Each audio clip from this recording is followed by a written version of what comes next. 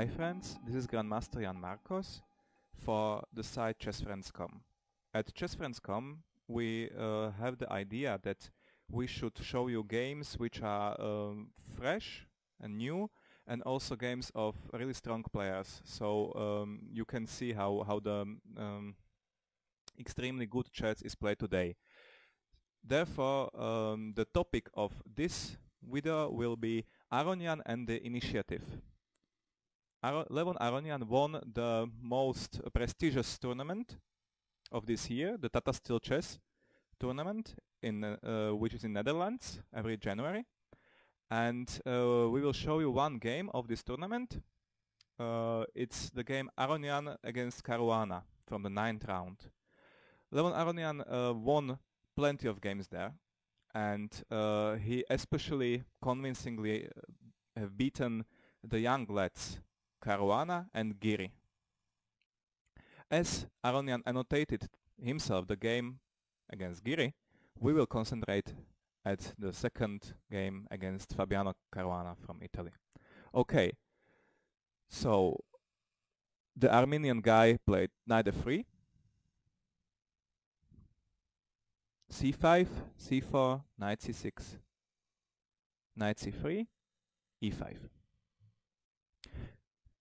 Well, so the black is rather active in the center, and now white has two options. Basically, he can play positionally and keep the game closed. That means something like g3, g6, bishop g2, bishop g7, castling, knight g7, d3. And now white wants basically to move the f3 knight to d5.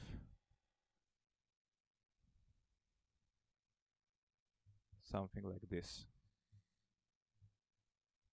And the game has a very positional character. But Aronian had something different in mind. He decided to open the game and to get some wild complications. I think he has chosen this e3, which he played, for two reasons. Firstly, he is an especially good player with initiative and in different messy positions where the material advantage or disadvantage comes to one side. So in positions without any clear-cut plans or so. And secondly, in such an open and more concrete position, it's easier to use the advantage of home preparation. So I think the next moves were prepared at home. Knight f6, d4, so opening the position, c takes d4, e takes d4, e4. So now an interesting situation in the center has arisen. Because this e4 pawn is on one side weak and on the other side it's very strong. It is strong because it takes some important fields, squares, d3 and f3. It is weak because it's quite difficult to cover it with a some neighboring pawn, so it can easily be a target of attack. So the question of the next moves might be: is the e4 pawn weak or strong? White played knight d5.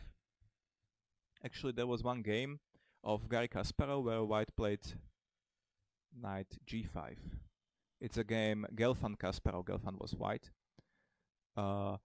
And Garry played something like bishop b4, so keeping the e4 pawn safe. d5, knight d5, I will be very quick with this. Queen b3, a5, bishop d2, and now he simply, in a very Kasparovian way, he invested a pawn into his opponent and got a very nice initiative. But this is an altogether different story. I just want you to know that this position has some very interesting history. So let us return to the position after e4. White played knight e5. And Caruana reacted very similarly to Kasparov. He played bishop b4, very aggressive developing move. And white completed his development. Bishop e2, queen a5. And this is an interesting moment. black, as black, should usually first of all think about catching up with development and equalizing the position. But here, Caruana makes something different. He plays a very aggressive move with his queen, attacking both e5 and c3. So on the one hand, it's very good because now he more or less gets a pawn because it's a double attack. But on the other hand, black makes something which is not really in the strategical spirits of being black, because he attacks before completing his development. And this is what white uses. Aronian continues with castling, and black takes a pawn. Well, so black is a pawn up. What does white have for the pawn? First of all, some lead in development. Secondly, black has some very funny pieces in the center. The queen on e5 and the bishop on b4. These pieces might be attacked and are very vulnerable, and these pieces can be therefore used as a in a way as a storage of tempi for white. White can get another tempi for his attacking these pieces, which are very vulnerable.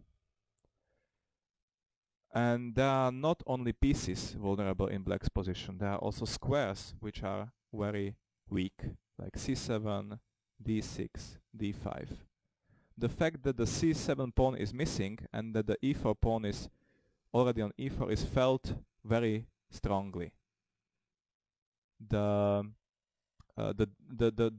fields on d5 are very weak. So white played a very good and tricky move, bishop d2. The idea of the move is that after very logical castling, white takes on e4, and white takes on e4 and gets the pawn back, because after bishop takes d2, I have an intermediate move, taking on f6, queen takes f6, queen takes d2, with a very clear and stable advantage for white, because he has got a lead in development and better pawn structure. Therefore, bishop d2 is actually already an attacking move, and black has to defend. He has either to cover the b4 bishop or to retreat with it. And Caruana decided to retreat and played bishop c5. Why bishop c5 and not bishop e7? On e7 the bishop is more safe, but much more passive. In the professional chess it's very important to fight back.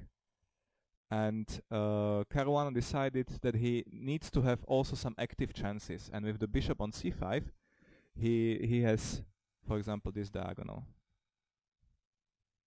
which might be of good use.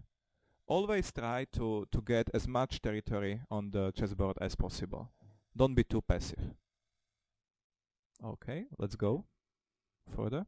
Knight b5. So trying to get to the vulnerable c7 and d6 squares. Castling. Black needs to finish his development. That's very logical. And now, as you can see, white gets two more tempi attacking the vulnerable pieces in the center. So he plays b4, bishop e7. After bishop d6, white has a very nice move, bishop f4. Queen takes f4, knight takes d6, and now it's very difficult to uncork this knight. This knight is like a cork in a wine bottle, and it's very difficult to get it away. And with such a knight, the development of the c8 bishop will be almost an impossible task. So therefore, bishop d6 is a mistake, and black played after b4, bishop e7, and white f4. A tempo again. getting the black queen out of the ideal posts on e5. Black played queen e6, and now knight c7 is not yet possible because of queen b6 check, which is a double attack. And therefore white played bishop e3, covering the b6 square. Well, and now we've got to the first really critical position of the game. I have a very strong suspicion that Levon Aronian had this position already on the board before. Not in a different game, but at home. So, and I have a very strong suspicion that Caruana knew that he has fallen in some kind of trap. And it's very unpleasant psychologically to decide which path was less trodden in an analysis of the opponent's team. So Caruana had a very difficult time to decide. Basically, you have two ways how to play this position. You can play actively and give some material with bishop b4, what happened in the game, or you can play more passively, covering the threat of knight c7 fork. So maybe this is too passive. No really strong player would play like a move like knight e8, because then these pieces on the back rank are simply a storage room of no use. White must be better here. But better move than knight e8 here is probably queen c6, with the idea that if white takes on a7, he on one hand regains a pawn, but on the other hand opens the a file for the rook. Oh, this is not what I wanted. I wanted to do this for you. So now the rook on a8 is alive. So after knight takes a7, black plays something like queen a6, and now if white even takes on c8, rook takes c8 and plays some a3, black doesn't have two bishops, which is a disadvantage, but on the other hand is very well developed and maybe is okay. But Caruana decided to play something else. After bishop e3, so let us return back to bishop e3, he took on b4.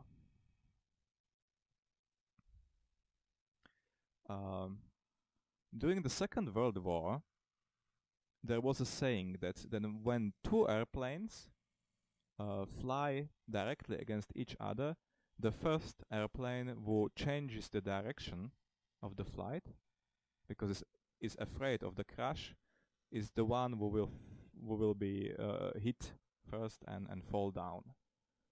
And this also applies to the chess game. The first player who refrains from playing or refrains from trying to get some initiative is the first one who goes down, the first one who loses territory. So Caruana, rather than passively defending, decides to give a wool rook for 2 pawns to get some nice counterplay. So that's knight bishop b4. That's the idea behind bishop b4. So white, of course, has to take the rook. And now black really has only 2 pawns for the entire rook, but the knight on a8 is very weak and will fall quickly. Or sooner or later will fall, perhaps. Well, this is a kind of position which Aronian likes most. The material balance was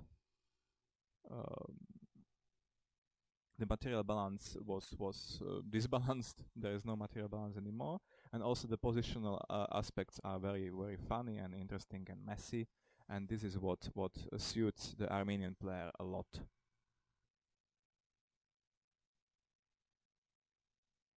Okay, and this is also the second critical moment of the game, because now Caruana played maybe not the best move. He played b6, Perhaps the best way how to play this position is to play something like bishop c5. Sorry, that was the b6. Bishop c5. Trying to fight with the strong e3 bishop. And after some taking on c5, queen takes c5 check, king h1, d6.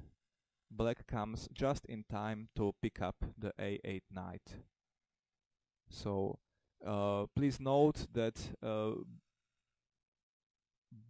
black doesn't play b6, so that white cannot take with the a8 knight on b6 and get another pawn for his knight. He tries to get the knight for free. But Aronian would, of course, try to prevent such a plan and play something like rook b1, and after bishop e6 or bishop d7, rook b7, rook a8. So now white has a small advantage because he's got an exchange for just one pawn. But on the other hand, the positional factors of the position are in black's favor. He's got a very strong pawn on e4.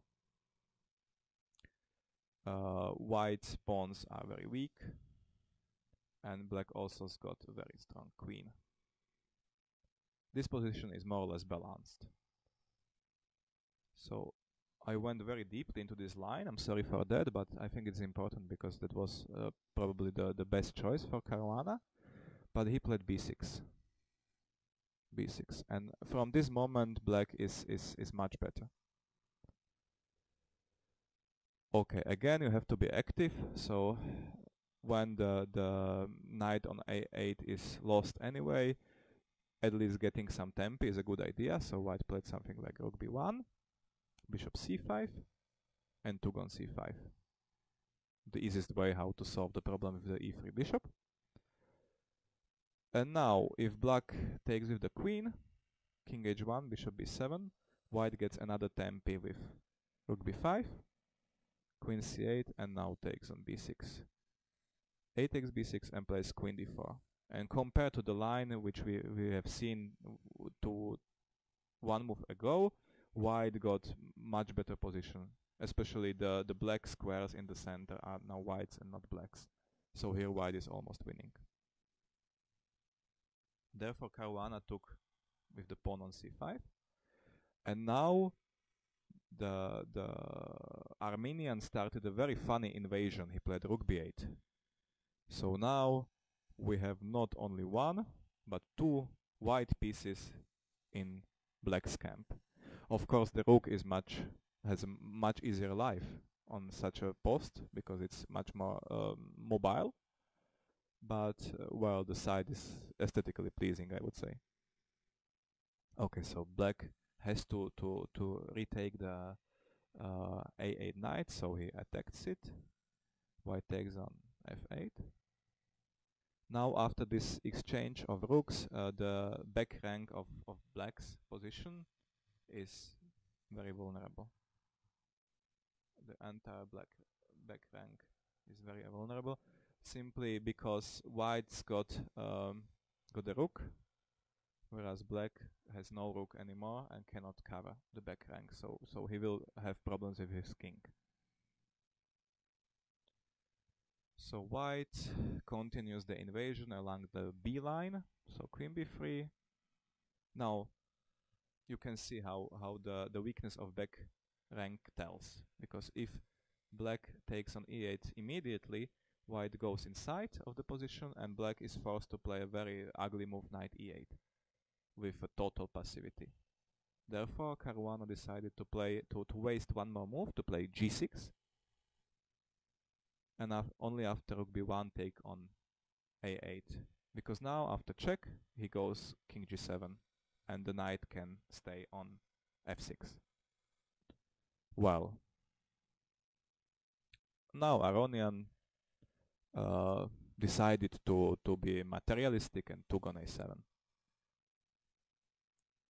By the way, with the threat rook b8 and rook takes a8, to trapping the poor bishop on a8. There's a funny Sorry.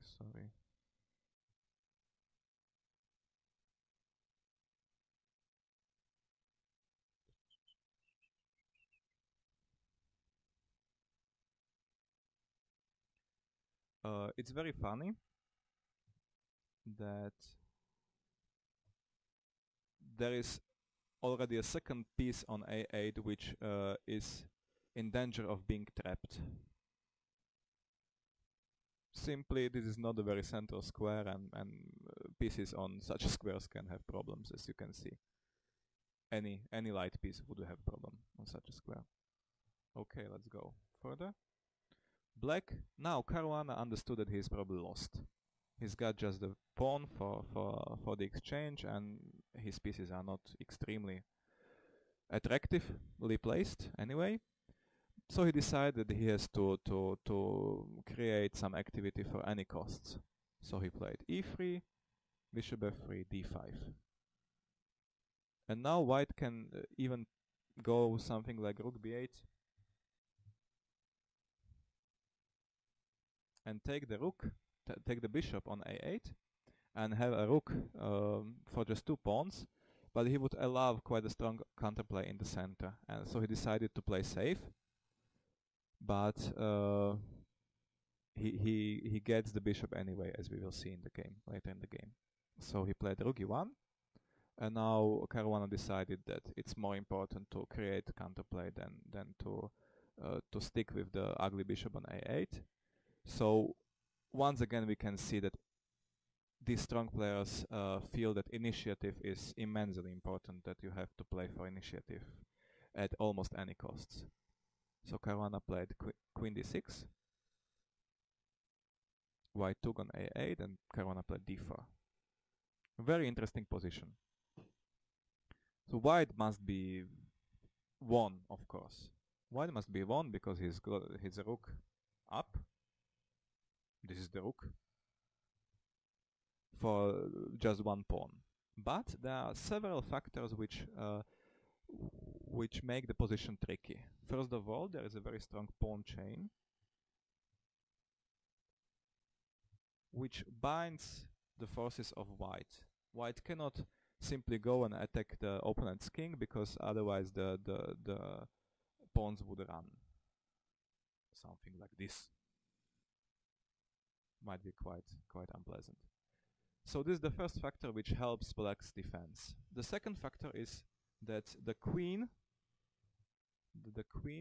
with queens on the board, black has an advantage. It's an advantage that the queens are on the board because queen is a very good attacker but a poor defender. So as long as black is able to create threats of pushing the pawns or threats against white's king, he will have a better piece, a better queen. And the third factor, which is very important, is that the knight is better than the bishop in such a position.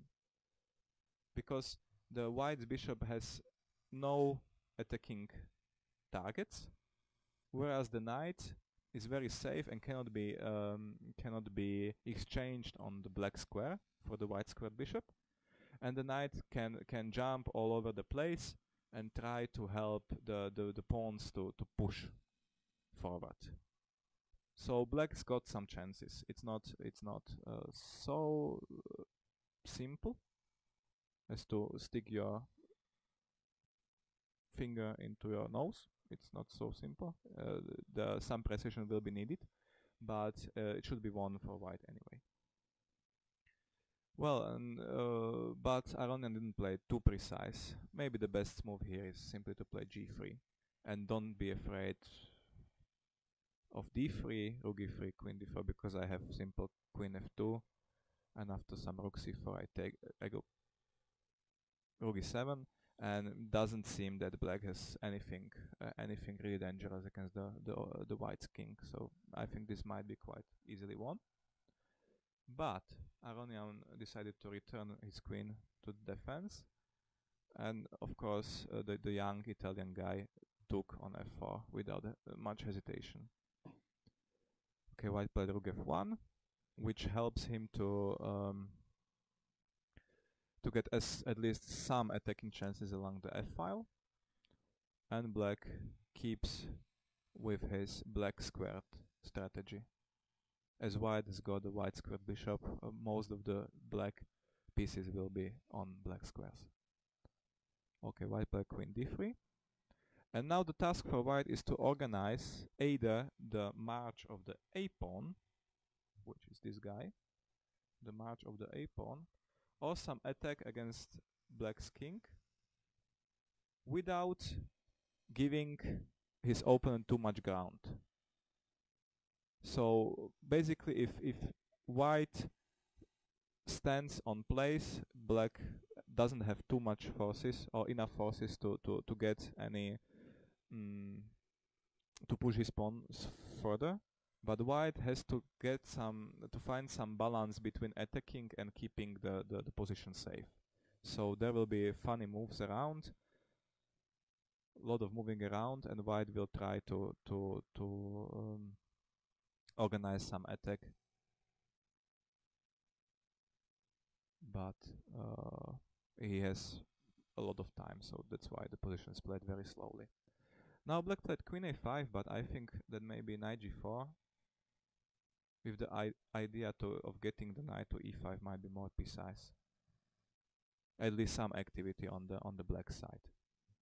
But okay, maybe also time trouble was coming in at this moment, so that's why black doesn't change the character of position.